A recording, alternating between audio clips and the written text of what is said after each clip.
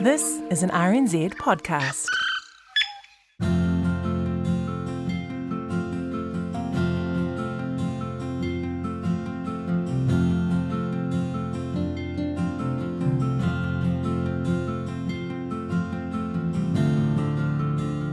Welcome, hi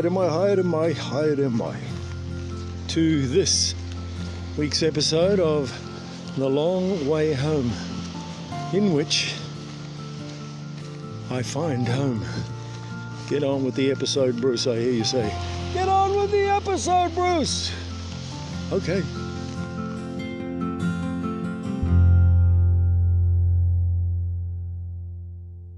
You know those 3 holes in the ground? Well. Bloody hell. Things are taking a turn. Okay, here, so quick little wrap up last 2 days, essentially. Yesterday, walking Oreti Beach, did 36 kilometres into Invercargill from Riverton with Catherine, Sosa, Josh, Bevan and Alex. So we're all in the backpackers last night. Said goodbye to them all this morning. Marty, family friend, picked me up now, and I'm now on a ute with a load of guns and some alcohol, and heading for the opening day of the duck hunting season. So pretty bloody amazing. But I did my left knee on the beach. Didn't even do anything. It just went. Just as I was taking a step, I suddenly felt this pain, this sort of movement in my knee, and when I put my foot down for the next step, it was just, oh man. So I'm back in swollen knee territory. Hopefully this first ever experience of going duck hunting with a bunch of mad buggers is going to be enough rest to get me through on Monday to finish the trail. But I'm at the Owaka 4 Square right now, so this is my dad's home turf. This is pretty bloody cool. This was not part of the original plan, but here I am standing here with Marty Stott, who's old family friend, and in fact has been able to enlighten our family a little bit about Dad's origins. And we're standing here. Marty, what's the spot we're standing at here? We're standing at the Tauranga Lighthouse, right on the bottom of the Tauranga Peninsula, looking south down to Chaslin's Heads, Chaslin's Mistake in the middle here. You go around that headland and you're heading down to Waikawa. And this is where, because your old man and my old man grew up together, eh? In Tahakopa. Yeah. When it was a sort of sawmilling or timber mill spot. That's right.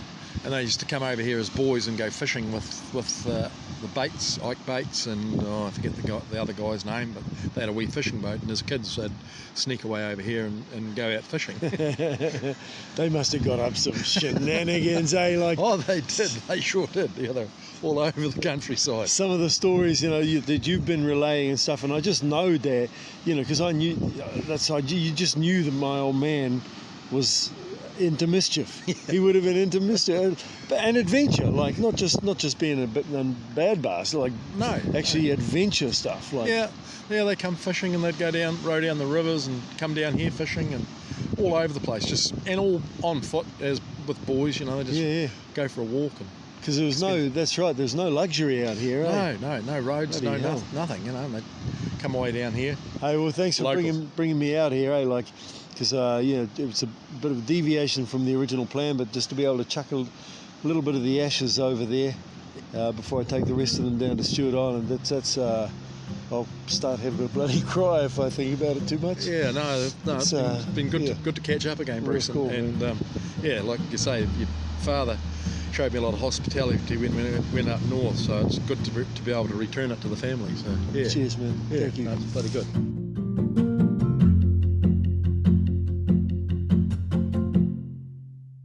I'm standing here outside the Southern Comfort Backpackers here in Invercargill.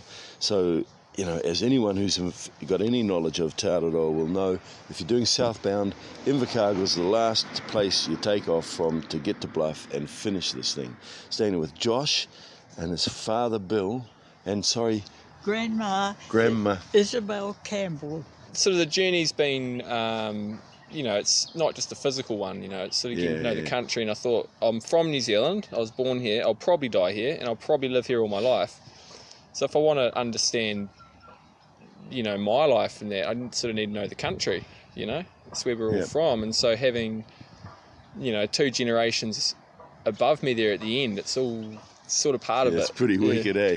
Bruce's grandkids are going to be in Stewart Island when Bruce finishes. Oh, right. So. You've come down to witness your son and your grandson do this amazing thing. It's so cool. So, what's it feel like for you, Bill? Oh, well, it's a great milestone for Joshua. He's going to be 28 this year, and I can remember when I was that age and I didn't do this trail, but I enjoyed tramping in the outdoors.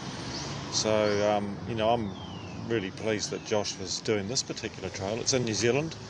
He's never been overseas for a big OE type thing, and it's nice to, for him to do his little adventure in our own country. And of course, it's becoming one of the best known countries in the world for outdoor kind of walking and hiking. It's quite safe. You can just wander off into the bush, and there's no dangerous predators and different things like that. And hopefully, you're going to be safe if you take the reasonable precautions. So he's toured the entire country and seen some really world-class scenery.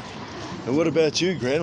How's this feel for you? Oh, well, I'm absolutely thrilled to know that he's so fit and he's in the outdoors exploring New Zealand. And yes, it's I've come with Bill just to see Joshua. He's so special.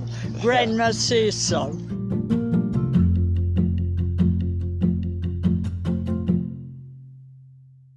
G'day, I'm Justin Gregory. I co-produce The Long Way Home with Bruce. Cheers for letting me interrupt. Now, it's long been planned that I would travel to Bluff to meet Bruce and walk the very last little section with him. But a couple of very special people a week or two back got in touch with me asking if they could come too. Jeff Chappell and Miriam Beatson co-founded Te Araroa, and Jeff was the first to walk it. Bruce interviewed him way back at the start of the series, if you remember, looking for advice and support. Jeff means a lot to Bruce. Now, Jeff and Miriam are waiting at the Bluff signpost, which is the official end of Te Araroa, waiting to surprise Bruce. But I wanted their wisdom on how he might be feeling as Bruce finishes walking the long way home. It's a little bit bittersweet when you know it's going to come to an end, frankly. The last few days before you make it, bittersweet is the word, because you're kind of locked into it and you would like to keep going, But when you actually do it, you think, right, this is it. You put a hand on that signpost and your feet more or less lift off the ground, and it is joyous. It is joyous. Yeah. I think he'll find that he misses it because it's a great, big, simple enterprise that the sun comes up in the morning, you pack your gear, you look around, make sure, you do the idiot check, as we call it. Nothing's missing, and off you go. And you really don't have anything to do all day except put one foot in front of another and let your mind go, because it's quite meditative. And then, towards the end of the afternoon, find a hut in the South Island or a campsite in the north and settle down, and that's your life. And it's a great, big, simple thing that you do, and you get locked into the natural world. It just happens that you do. Like before I arrived, I can remember out in Waterloo Valley, which is, it's probably about 30, 40 k's from here, hearing the wind at night coming across the beech forest like a wave. You could hear it coming across, this wilderness, really. And then it passed over the top of me and went off into the distance. I just thought, boy, I'm going to miss this. It was like that. But I know we were here with 2 trampers from overseas when they finished, and they must have been 2 hours at this signpost, taking photos, posing, lying down, jumping, looking up, holding the post, doing everything they could think of. They couldn't bear it to finish. And the Dutch guy said to the Israeli guy, we're just civilians now. So we come to this signpost with just a few special people. We do, and we certainly thought Bruce was very special. And I wanted to be here to meet Bruce when he finished. Bruce, how are you? Nice to see you, Jim. Thank you. Hey, getting your gear on for the last time, Bruce? Yes, yeah. It's I try to think. This seriously. This has been 6.5 months of my life, and I think I probably will really miss some of those moments of aloneness, which I loved. When you're you're completely on your own in the mountains or in the forest, and if something goes wrong, that's it. You're essentially a goner, but there's something exhilarating about that, and also just the I don't know the perspective of being in that vast landscape. You knew today was coming, and there must be some mixed emotions. But last couple of weeks on the podcast, you've been talking a lot about just wanting to get it done and get home to your family. Yeah. Still a bit of that going on, though, eh? Yeah, definitely. I'm so happy to be finishing. I have things like my left knee something. It feels like there's something reasonably serious going on in my left knee. My right heel is almost just a permanent bruise underneath and around the back of the heel and everything. But the knee definitely is at a point where I don't think if there was like another 100 or 200 kilometres to go in this, I'm not sure if that knee would last. Any tears today? Any tears? I was sitting here before. I was actually, it came more about looking at people's responses on Facebook and things. People have been sending me some really cool messages.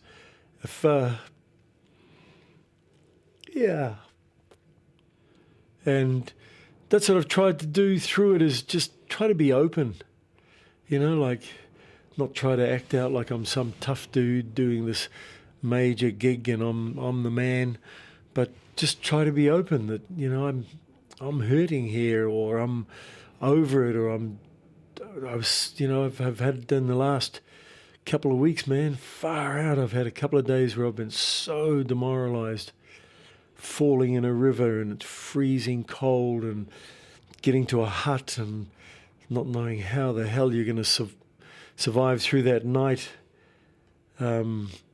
because you're freezing cold and you're wet and you've just fallen in the river and bruised your ass on a rock and your feet hurt and your knees sore, but knowing that you got no option but getting up the next morning and moving, because you can't go back.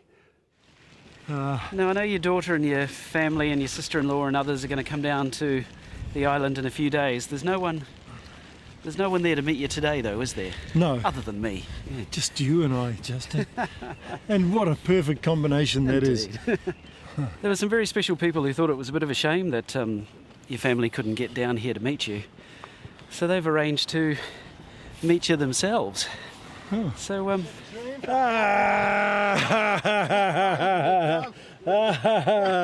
the man himself. No, Wow. you're the man. Wow. You're the man. He did it. Yeah. Well, actually, no, you haven't touched the post.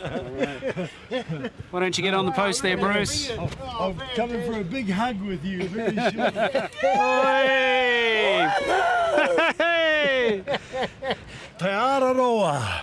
Relentless, brutal, and majestic. Onwards, upwards, Onwards, ever forwards. upwards, forever forwards. Bloody well done, Bruce Hopkins. Cheers, man. 3,000 Ks Thank done, you, mate. thank you. Well done, you. Terribly proud of you.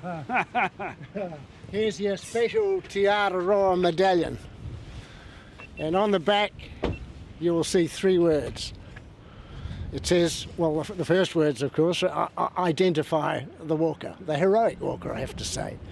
It says Bruce Hopkins, and it says Te Araroa, 2017, 2018, and in the middle, in italics, is the memorable quote, relentless, brutal, and magnificent. Wow. Thank you.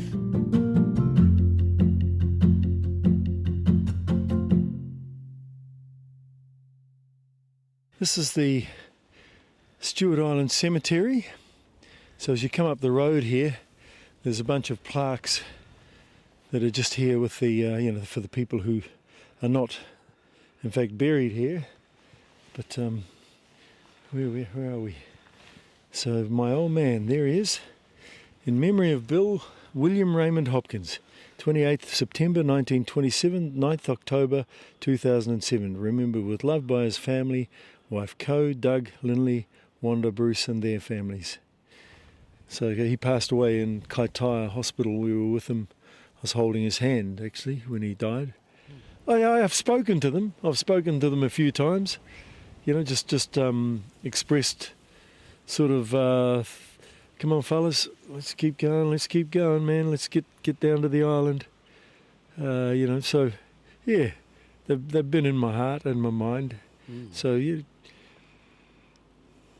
This is what it's all about, eh? Yeah. Whenua, whakapapa, whānau. Yeah, that's the one. So they're home. They're back here now. Cool. Good on you, Bruce.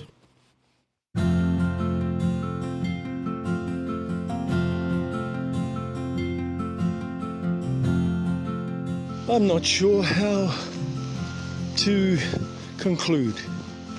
This is it, folks.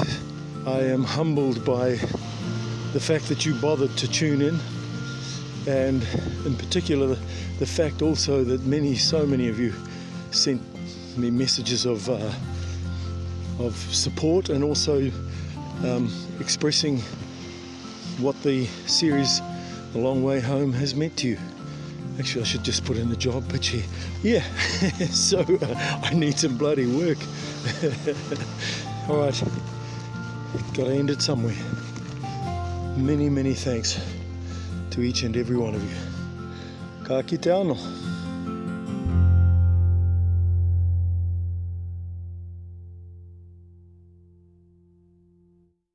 The Long Way Home is produced by Bruce Hopkins and Justin Gregory. The executive producer is Tim Watkin. The engineer is Jeremy Ansell. Subscribe to every episode of The Long Way Home podcast at Apple Podcasts, Radio Public, Spotify, or at radionz.co.nz/series. And while you're there, please rate us. That way more people get to hear these stories. Now, there will be one more episode of The Long Way Home after this one, a kind of greatest hits package, so keep an eye out for that. Bruce has just loved having all your emails, tweets and texts as he's walked the trail. At various times you've kept him up on his feet and kept him going, so thank you for that. He appreciates it. Feel free to keep on talking to him on Twitter at Bruce Hop, or by email at thelongwayhome@radionz.co.nz. So until next time, this is The Long Way Home. Whenua, whakapapa, whānau. Follow us.